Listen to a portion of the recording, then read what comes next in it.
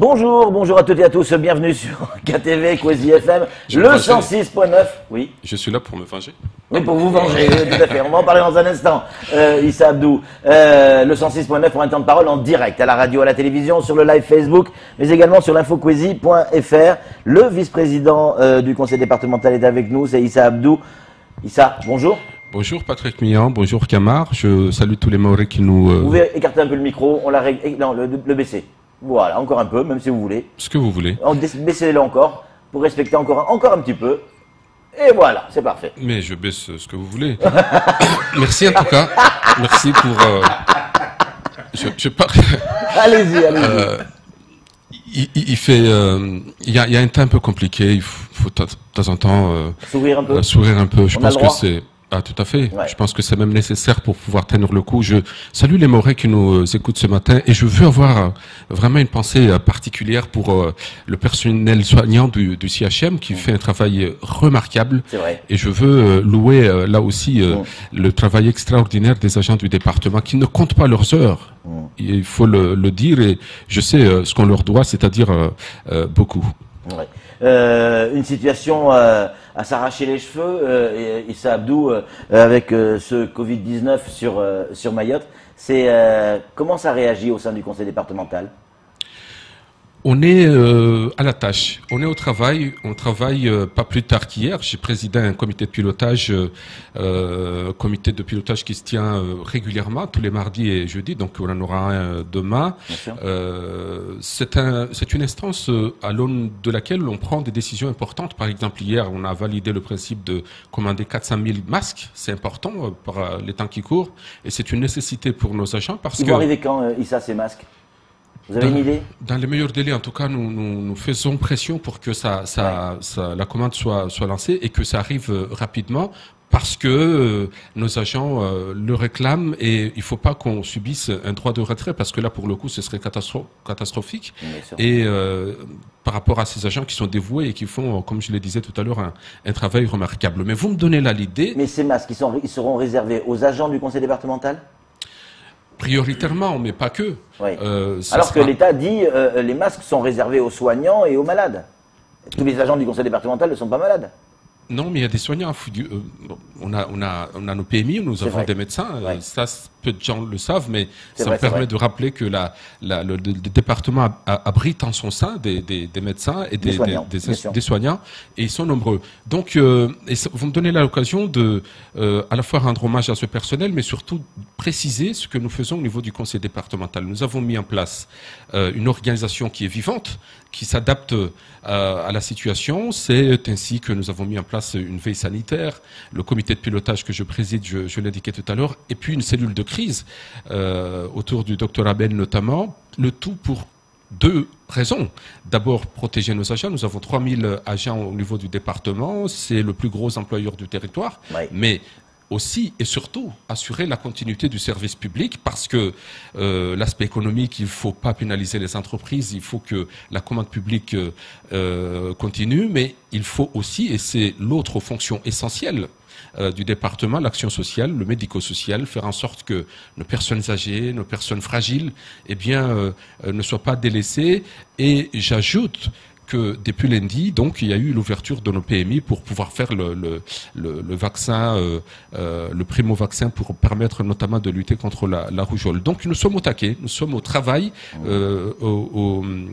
pour protéger les Mahorais et c'est important de le rappeler. J'ajoute un dernier mot, c'est la communication du président Sobahaddine hier, qui a dit plusieurs choses. La gratuité de la barge pour les piétons, gratuité également pour le personnel soignant qui a des besoins pour ce qui est des véhicules cette fois-ci. Donc, et puis les décisions qui ont été prises là aussi parce qu'on a fait le constat que, alors même que la barge transporte en moyenne 15 000 personnes par jour, on a fait le constat, mais c'est la conséquence du confinement.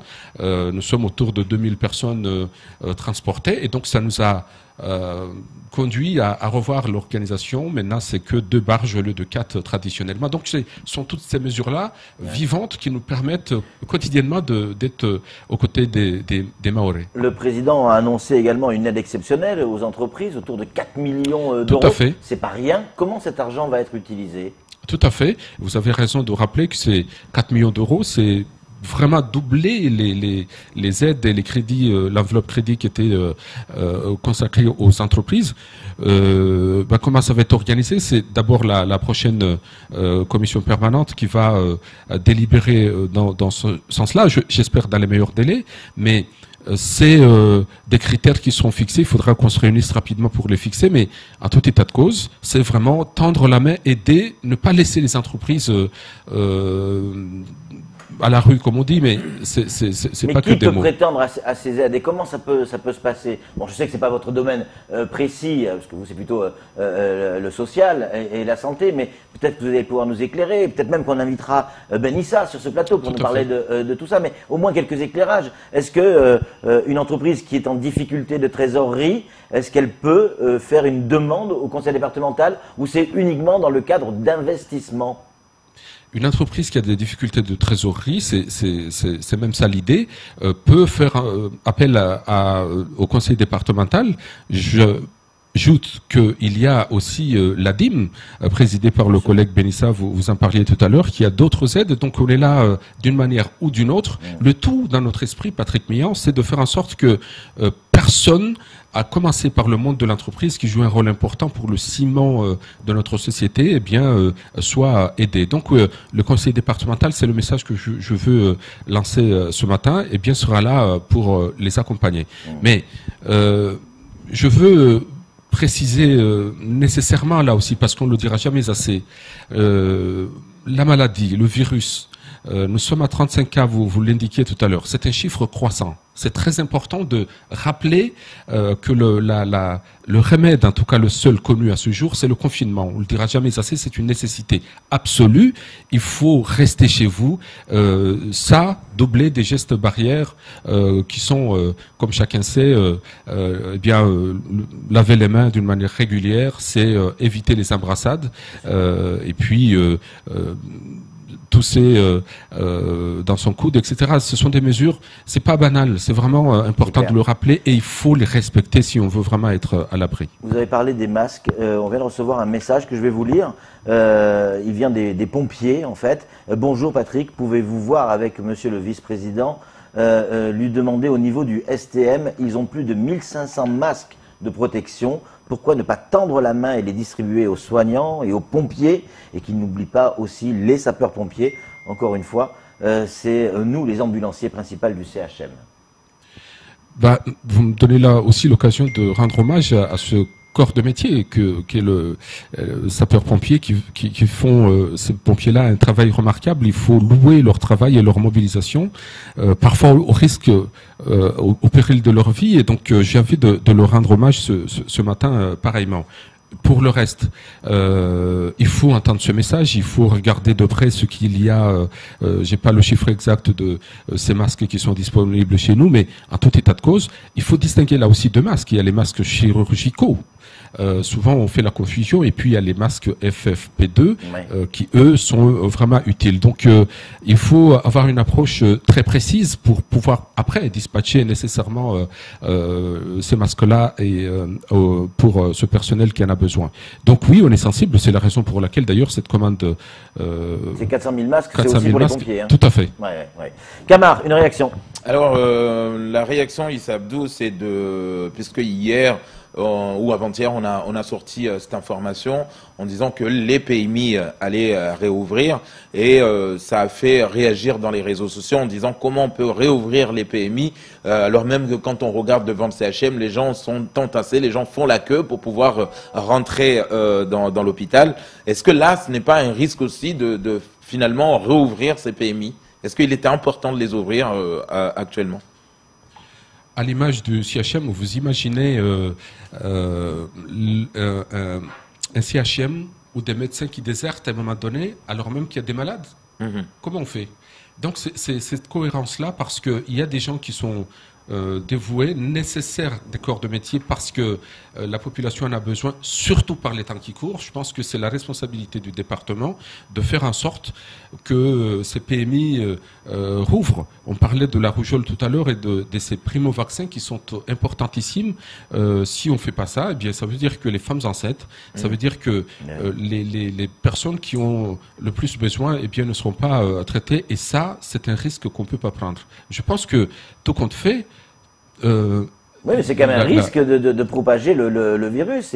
Après, on n'ouvre pas de la même manière. Oui, il y a des mesures à prendre. Il y a les gestes barrières, il y a les distances qu'il faut respecter. On a parlé d'un mètre. On voit que les gens ont du mal, Issa Abdou, quand on regarde devant l'hôpital, quand on regarde le service d'état civil à la mairie, ils ont du mal. Une fois à l'intérieur peut-être, mais à l'extérieur, les gens sont entassés les uns des autres, donc personne ne respecte. C'est pour ça qu'on ne le dira jamais assez. Il faut respecter ou faire respecter ces mesures. C'est la responsabilité de chacun. Je dis que dans la société, chacun a une part de responsabilité. Il faut que chacun joue sa partition pour que cela fonctionne. Sinon, ça sera des efforts qui seront vains. Issa Abdou, vous avez discuté avec le président Sohbahadine, vous êtes proche du président.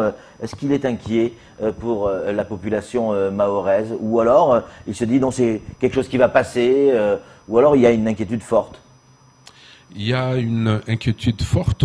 Peut-être pas une, comment dirais-je, on n'est pas là dans une psychose non plus. C'est la responsabilité commande qu'on dise, et c'est le sens de ce message d'hier, qu'il y a un capitaine à bord, il y a un pilote à bord, et c'est très important de rassurer par rapport à ça.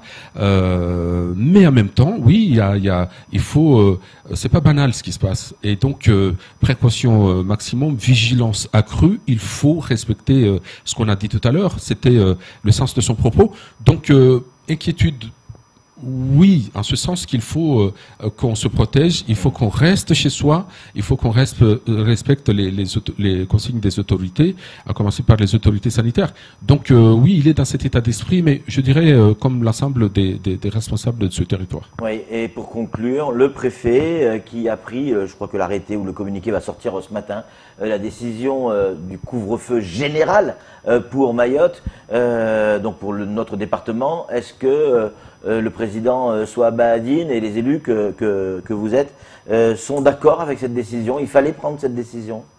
Tout à fait. Je pense que c'est l'étape suivante.